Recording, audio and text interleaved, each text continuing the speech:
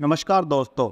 1823 में 100% साक्षरता वाला भारत अचानक अनपढ़ कैसे हो गया? भारत वर्ष में गुरुकुल कैसे खत्म हो गए? कॉन्वेंट स्कूलों ने कैसे बर्बाद किया भारत को? भारत में हर गांव के हिसाब से औसतन एक गुरुकुल हुआ करता था। 1947 तक 39,000 बच्चे गुरुकुलों को 2019 में खत्म करके उनकी संख्या को 34 तक पहुंचा दिया गया। आखिर इन गुरुकुलों को खत्म करने के पीछे किसका हाथ था, जिसने हमारे सनातन धर्म के सभी गुरुकुलों को खत्म कर दिया? तो चलिए शुरू से इसको समझने की कोशिश करते हैं। हमारे सनातन संस्कृति परंपरा के गुरुकुलों में क्या क्या पढ़ाई होती थी, आर्यव्रत के गुरुकुल के बाद ऋषिकुल में क्या क्या पढ़ाइयां होती थी, ये जान लेना भी बहुत ही आवश्यक है, जिससे आपको सनातनी शिक्षा की महानता का पता लगेगा। आर्य गुरुकुलों में 50 विद्याओं की पढ़ाई होती थी। वैज्ञानिक विद्याएं, व्यावसायिक विद्याएं, तकनीकी विद्याएं, यह विद्या सभी गुरुकुल में सिखाई जाती थी। पर समय के साथ गुरुकुल लुप्त होते गए और यह विद्या भी उन्हीं के साथ लुप्त होती चली गई। अंग्रेजों ने भारत की देसी शिक्षा व्यवस्था को नष्ट करने के उद्देश्य से सन 1858 में भारतीय एजुकेशन एक्ट की रूपरेखा बनाई थी, जिसके अनुसार कॉन्वेंट स्कूल और इस्लामिक मदरसे तो चलाए जाएंगे, पर सनातनी गुरुकुल और संस्कृत भाषा के गुरुकुल खत्म किए जाएंगे, जिसकी ड्राफ्टिंग मैकाले ने की थी। लेकिन उससे पहले उसने यहाँ की शिक्षा व्यवस्था के बारे में जांच की और उसके कई साथी अंग्रेजों ने भारत की शिक्षा व्यवस्था के बारे में अपनी जानकारी की रिपोर्टें अंग्रेजी अधिकारियों को दी थी। उन सभी अधिकारियों में से 2 अधिकारियों ने, एक लूथर और दूसरा थॉमस मुनर, दोनों ने अलग अलग इलाकों से अलग अलग सर्वे किया। लूथर ने, जिसने उत्तर भारत का सर्वे किया था,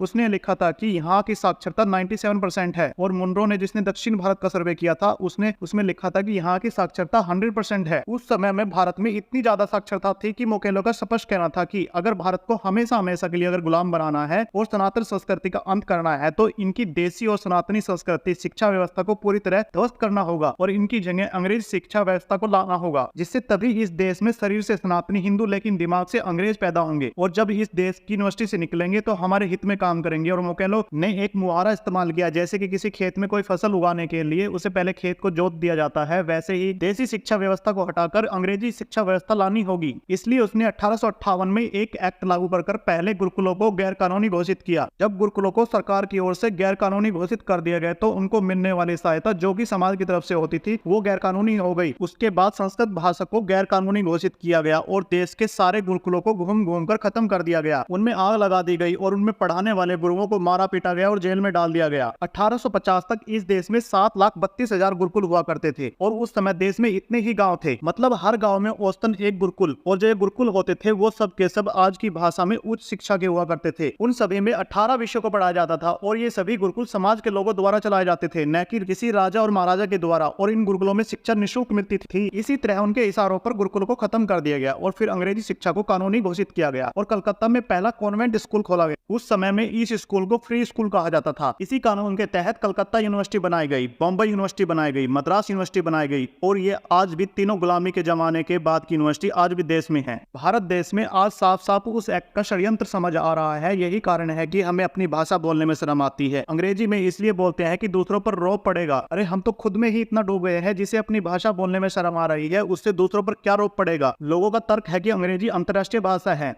तो दुनिया में 204 देश हैं और अंग्रेजी सिर्फ 11 देशों में बोली और पढ़ी जाती है और समझी जाती है। तो इस हिसाब से इंग्लिश अंतर्राष्ट्रीय भाषा कैसे होगी? शब्दों के मामले में अंग्रेजी बहुत ही छोटी भाषा है। अंग्रेजों की जो बाइबल है वो भी अंग्रेजी में नहीं थी और ईसा मसीह अंग्रेजी नहीं बोलते थे। ईसा मसीह की भाषा और बाइबल की भाषा अमरेक थी। अमरेक भाषा की लिपि जो थी वो हमारे बंगाल की भाषा से मिलती जुलती है। समय के साथ ये भाषा भी विलुप्त हो गई। संयुक्त राष्ट्र संघ जो अमेरिका में है, वहाँ की भाषा अंग्रेजी नहीं है, वहाँ का सारा कामकाज फ्रेंच में होता है। जो समाज अपनी मातृभाषा और संस्कृति से कट जाता है उसका कभी भला नहीं हो सकता। ये ईलू की रणनीति थी जो कि उन्होंने 200 साल बड़ी रणनीति बनाई थी और आज सनातन संस्कृति की दुर्गति देख लीजिए। आखिर किसके इशारे पर 1947 में 39,000 बच्चे गुरुकुलों को 2019 में खत्म करके 34 की संख्या तक पहुंचा दिया गया? आखिर किसके इशारों पर गुरुकुलों को छोड़कर ये सरकारें मदरसों पर धन लुटा रही हैं? पहचानिए उन पर्दे के पीछे बैठे खिलाड़ियों को। यह हमारी हिंदुओं की सनातन संस्कृति को नष्ट करने का षड्यंत्र है, जो इसे लागू करने में सफल हो गए हैं। इन रणनीतियों से हमारे देश के युवाओं का भविष्य नष्ट हो रहा है, तो ऐसे समय में हमारे गुरुकुलों का पुनः उद्धार होना आवश्यक है।